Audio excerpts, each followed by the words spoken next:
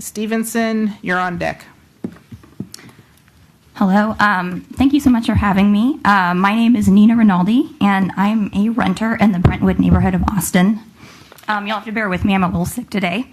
This spring, I started going to District 7 meetings about Code Next, and I noticed that there were basically no other people around my age or other people who were renters who showed up at the District 7 events to get involved in this process.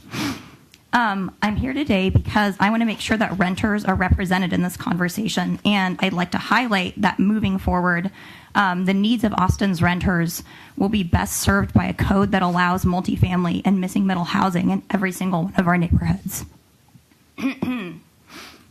I'm lucky to live in an older apartment complex in Brentwood. It's probably from the 60s or 70s. There are a lot of big new apartment buildings in my neighborhood as well, and their units are a lot more expensive than the one that I'm living in.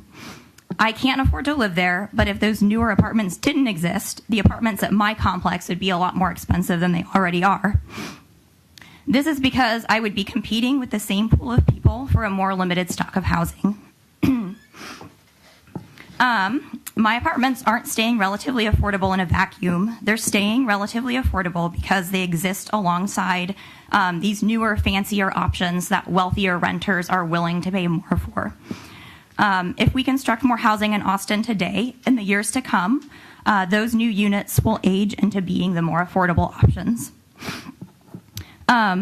We need to legalize the construction of smaller, denser housing units within Central Austin, rather than just trying to hang on to the limited housing stock that we do have.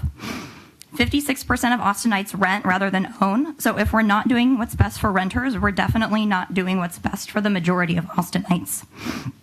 Our new code should provide a path to constructing multifamily and missing middle housing in every neighborhood in our city, particularly throughout the areas of West and Central Austin that are now accessible only to Austin's wealthiest residents. Thank you. Thank you. Okay, next is Hosea Stevenson.